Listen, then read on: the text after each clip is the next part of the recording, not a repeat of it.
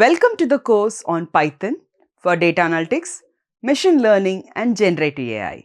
This session introduces data visualization not as an auxiliary skill but as a core analytical practice.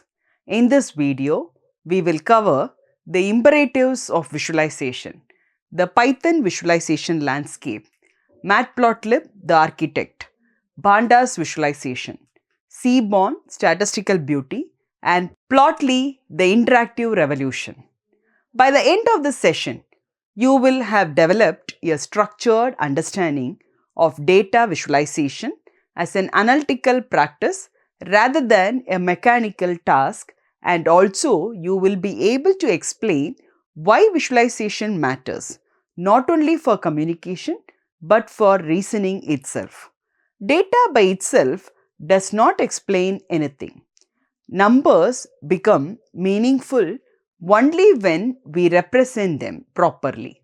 Visualizations helps us see patterns, trends and differences that are difficult to notice in tables. Throughout this session, we will learn how Python libraries help us convert data into clear and useful visuals. We will start with basic plots and slowly move towards interactive charts. Data visualization helps us understand information faster. Large data sets are hard to read in raw form. Charts reduce complexity and improve clarity. A good visual can highlight trends, comparisons, and unusual values. A poor visual can confuse or mislead. This is why visualization is not just about making graphs. It is about presenting data responsibly. Python provides many libraries for visualization. Matplotlib is the base library. It gives full control over plots. Pandas allows quick plotting directly from data tables. Seaborn focuses on statistical plots with better design. Plotly adds interactivity like zooming and hovering. Each tool has its own purpose. Choosing the right one is an important skill. Matplotlib is the foundation of Python visualization. Most other libraries depend on it. What distinguishes Matplotlib from other libraries is its flexibility. It permits granular control over plot components and aesthetics while also enabling rapid prototyping of standard charts. Matplotlib works using figures and axes. A Matplotlib plot has many parts. The figure is the full drawing area. Axes are where the data is plotted. Axis labels tells us what the values represent. Titles explain the purpose of the chart. Legends help us identify different data lines. When these parts are missing, the graph becomes difficult to understand. It may look simple at first, but it gives very strong control over every part of the chart. That is why it is widely used in research and publications. Every plot tells a story through inputs and outputs. Data enters as an array or series. The plot translates values into visual encoding such as position and scale. Axes provide context. Labels explain intent. Without these elements, even correct plots mislead. Good plotting starts by respecting this anatomy. Matplotlib's real strength becomes evident when we survey the types of charts it can produce. Line graphs are perhaps the most intuitive connecting data points along a continuum to highlight trends over time or sequences. Bar charts, on the other hand, make categorical comparisons immediately apparent with vertical or horizontal bars serving as visual magnitudes. Histograms aggregate values into ranges to reveal distributional shapes, and scatterplots expose relationships between two continuous variables. Beyond this, Matplotlib supports pie chart and even three-dimensional visualizations, expanding the palette of analytical techniques. Default graphs are often not enough. Matplotlib allows us to customize colors, line styles, markers, and sizes. We can change axis limits to avoid misleading visuals. Grid lines help in comparing values. Legends improve clarity when multiple lines are present. Customization is not decoration, it improves understanding. Pandas makes plotting easy during data analysis. We can create charts directly from data frames.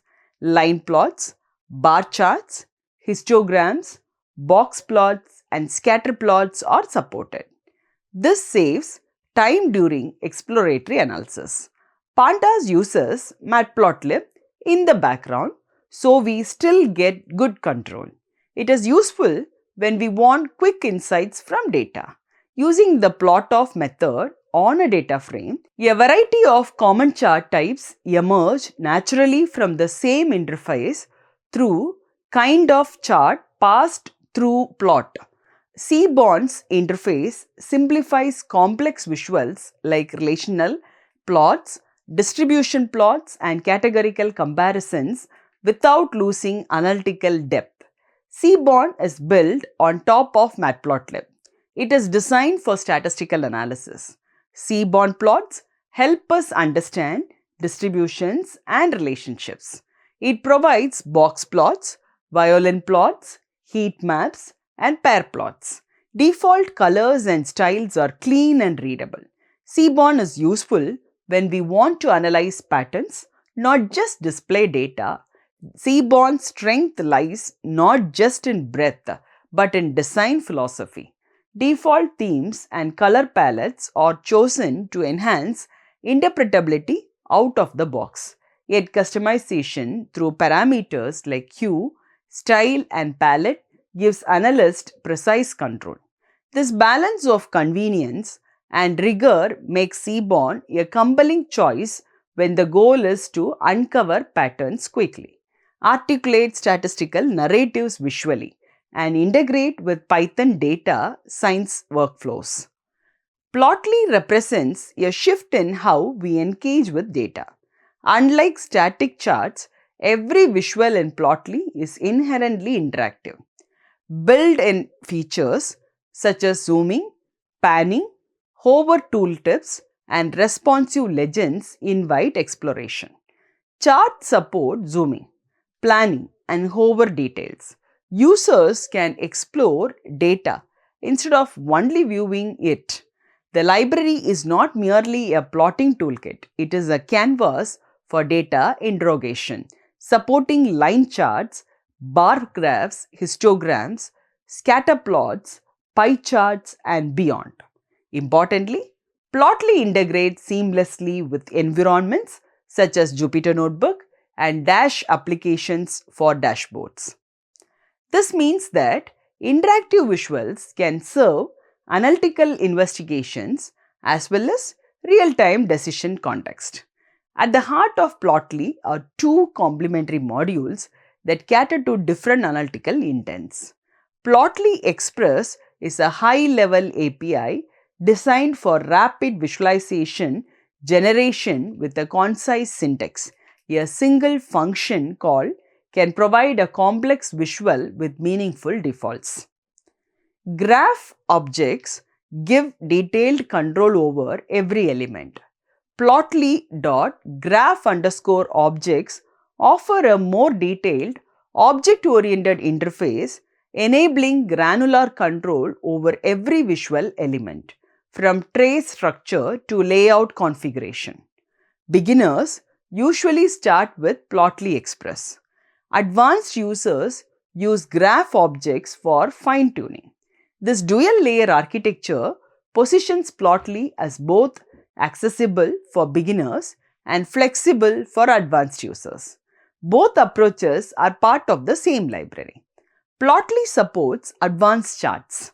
Box plots and violin plots show distribution details. Heat maps show intensity and correlation. 3D plots show multidimensional data. Gantt chart shows timelines and schedules. These charts are powerful but should be used carefully. Too much complexity can confuse users. Plotly allows interactive controls inside charts. Drop-down menus let users switch views. Sliders allow time-based exploration. Buttons help toggle data categories. These features make charts more engaging. Visualization becomes an interactive experience, not a static image. Summarizing the session, we can say there is no single tool that dominates every use case. Matplotlib excels in control and publication. Seaborn shines in statistical exploration. Plotly leads in interaction and dashboards. Skilled analysts switch tools deliberately, guided by audience, purpose, and context, not habit. So, let's open Jupyter Notebook and start writing some Python code together and bring the concept of visualization to life. Thank you.